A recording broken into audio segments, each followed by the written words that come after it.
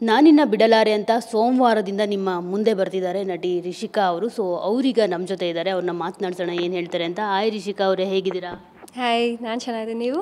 ನಾನು ತುಂಬ ಚೆನ್ನಾಗಿದ್ದೀನಿ. ಸೊ ಹೇಳಿ, ನಾನಿನ್ನ ಬಿಡಲಾರೆ ಅಂತ ಬರ್ತಾ ಇದ್ದೀರಾ. ಸೊ ಯಾರನ್ನ ಬಿಡೋದಿಲ್ಲ, ಏನು ಈ ಸೀರಿಯಲಲ್ಲಿ ನಿಮ್ಮ ಒಂದು ಪಾತ್ರ ಹೇಗಿರುತ್ತೆ?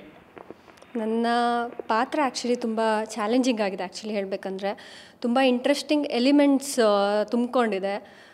ಒಂದು ನಟಿಗೆ ಲೈಕ್ ಏನೇನು ಎಕ್ಸ್ಪೆರಿಮೆಂಟ್ ಮಾಡ್ಬೋದು, ಎಮೋಷ್ನಲ್ ಆಗಿರ್ಬೋದು, ಇಲ್ಲಾಂದರೆ ಆ್ಯಕ್ಟಿಂಗ್ ವೈಸ್ ಆಗಿರ್ಬೋದು, ಒಂದೊಳ್ಳೆ ಅವಕಾಶ ಅಂತ ನಾನು ಹೇಳ್ಬೋದು. ಎಲ್ಲ ಥರದನ್ನೂ ನಾನು ಎಕ್ಸ್ಪ್ಲೋರ್ ಮಾಡೋದಕ್ಕೆ ಈ ಕ್ಯಾರೆಕ್ಟರ್ ನನಗೆ ಸಿಕ್ಕಿರೋದಕ್ಕೆ ನಂಗೆ ತುಂಬ ಖುಷಿ ಇದೆ ಆ್ಯಕ್ಚುಲಿ.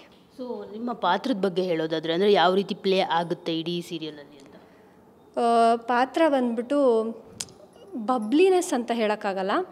ಅವಳು ಒಂದು ಸ್ವಲ್ಪ ಸ್ಟ್ರಾಂಗ್ ಹುಡುಗಿ ಆ ಥರ.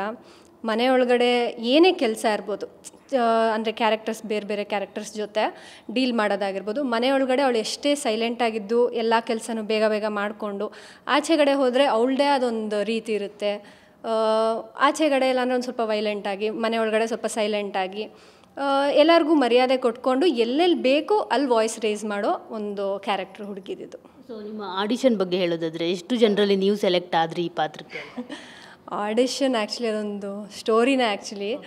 ಫಸ್ಟ್ ಇದು ಆಲ್ಮೋಸ್ಟ್ ಎಲ್ಲ ಏನೇನೋ ಆಗಿತ್ತು ಆ್ಯಕ್ಚುಲಿ. ನನಗೆ ಅದಾದಮೇಲೆ ಹೇಗೋ ಬಂದು ಇಟ್ ವಾಸ್ ಲೈಕ್ ಏನೋ ನನಗೆ ಅದು ಕಾನ್ಫಿಡೆನ್ಸ್ ಇತ್ತು ಅನಿಸುತ್ತೆ ಎಲ್ಲೋ ಒಂದು ಕಡೆ. ಬಟ್ ಆದರೆ ಐ ವಾಸ್ ವೆಯ್ಟಿಂಗ್, ಓಕೆ ಸಿಗ್ಬೋದೇನೋ ಅಂತ. ದೆನ್ ಫೈನಲಿ ಲೈಕ್ ಆಯಿತು ಆ್ಯಕ್ಚುಲಿ ಎಲ್ಲ. ಐ ಆಮ್ ಹ್ಯಾಪಿ ಎಲ್ಲ ಆಗಿದೆ ಅಂತ. ಸೊ ನಿಮ್ಮ ಪರಿಚಯ ಮಾಡ್ಕೊಳ್ಳೋದಿದ್ರೆ ಅಫ್ಕೋರ್ಸ್ ಆಲ್ರೆಡಿ 2 ಸೀರಿಯಲಲ್ಲಿ ಮಾಡಿದ್ದೀರಾ, ಜಿ ಕನ್ನಡದ ಹೊಸದಾಗಿ ಅಂತ ಅನ್ಸುತ್ತಲ್ಲ. ಸೊ ಅವರಿಗೆ ಅಂದರೆ ಜಿ ಕನ್ನಡ ಆಡಿಯನ್ಸ್ಗೆ ನಿಮ್ಮ ಪರಿಚಯ ಮಾಡಿಕೊಡೋದಾದರೆ ಅಂದರೆ ಮೂಲತಃ ಎಲ್ಲಿನವ್ರು ನೀವು, ಹೇಗೆ?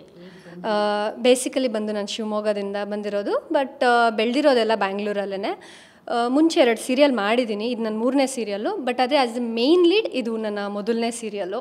ಸೊ ಆ ಖುಷಿ ಸ್ವಲ್ಪ ಜಾಸ್ತಿ ಇದೆ, ಮೇಯ್ನ್ ಲೀಡಾಗಿ ಈ ಥರ ಎಲ್ಲ ಕಾಣಿಸ್ಕೋತಾ ಇರೋದು. ಆ್ಯಂಡ್ ಒಂದು ಪ್ರೆಸ್ಟೀಜಿಯಸ್ ಚಾನಲಲ್ಲಿ ನಾನು ಬರ್ತಾಯಿದ್ದೀನಿ ಅನ್ನೋದು, ಆ ಖುಷಿ ಜಾಸ್ತಿ ಇದೆ. ಸೊ ಆ್ಯಕ್ಟ್ರೆಸ್ ಆಗಬೇಕು ಮತ್ತು ಈ ಮೈನ್ ಲೀಡಲ್ಲಿ ಕಾಣಿಸ್ಕೊಳ್ಬೇಕು ಅಂತ ಎಷ್ಟು ದಿನಗಳಿಂದ ನಿಮಗೆ ಆಸೆ ಇತ್ತು?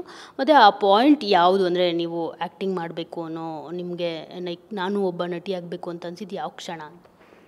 ಆ್ಯಕ್ಚುಲಿ ಆಲ್ಮೋಸ್ಟ್ ಒಂದು 2 ವರ್ಷದಿಂದ ಈ ಆಸೆ ಇದೆ. ನಾನು 2021 ಇಂಡಸ್ಟ್ರಿಗೆ ಬಂದಿರೋದು. ನಾರ್ಮಲಾಗಿ ಏನೋ ಒಂದು ಡೈಲಾಗ್ ಹೇಳಿದ್ರೆ ಸಾಕು, ಇಲ್ಲ ಏನೋ ಒಂದು ಕಾಣಿಸ್ಕೊಂಡ್ರೆ ಸಾಕು, ಅಷ್ಟು ಮಾತ್ರ ಇದ್ದಿದ್ದು. ಆ್ಯಂಡ್ ಅದಕ್ಕೂ ಕೂಡ ಇನ್ಸ್ಪಿರೇಷನ್ ಬೇರೆ ಏನೋ ಸ್ಟೋರಿ ಇದೆ.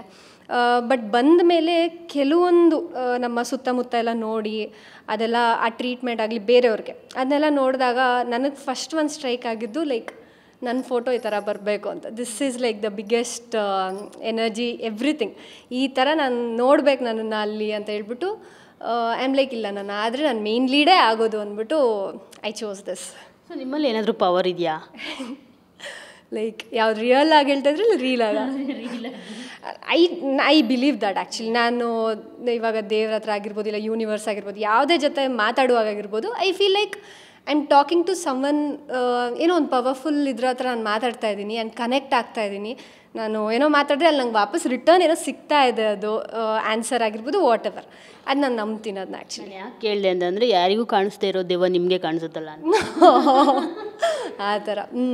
ಅದು ಕಥೆಯಲ್ಲಿ ಹೌದು ಕಾಣಿಸುತ್ತೆ, ರಿಯಲಾಗಿ ಆ ಥರ ಏನೂ ಕಾಣಿಸಲ್ಲ ಸದ್ಯಕ್ಕೆ. ನನ್ನ ಪುಣ್ಯಕ್ಕೆ ಕಾಣಿಸ್ಬೋದು. ನೀವು ಹೇಳ್ತಾ ಇದ್ದೀರಾ ನಾನು ಮಾತಾಡ್ತೀನಿ ಅಂತ. ಇಲ್ಲ, ಕಾಣಿಸಿದ್ರು ನನಗೆ ಖುಷಿನೇ. ನನಗೇನು ಪ್ರಾಬ್ಲಮ್ ಮಾಡಿಲ್ಲ ಅಂದರೆ ಸಾಕು, ಅಷ್ಟೇ. ಈ ದೆವ್ವ ದೇವರು ಅದನ್ನೆಲ್ಲ ಬಿಲೀವ್ ಮಾಡ್ತಾರ ರಿಷಿಕಾ ಅಂತ? ರಿಷಿಕಾ ನಾನು ನಂಬ್ತೀನಿ. ನಾನು ಇವಾಗ ಹೇಳ್ತಾರಲ್ಲ, ಪಾಸಿಟಿವ್ ಅಂದರೆ ನೆಗೆಟಿವ್ ಇದ್ದೇ ಇರುತ್ತೆ. ಸೊ ನಾನು ಬಿಲೀವ್ ಮಾಡ್ತೀನಿ ಅದನ್ನೆಲ್ಲ. ಬಟ್ ಸ್ಟೋರಿಲಿ it is a different thing ಅಷ್ಟೇ. ಏನಾದರೂ ಎಕ್ಸ್ಪೀರಿಯನ್ಸ್ ಆಗಿದೆಯಾ ಆ ಥರದ್ದು?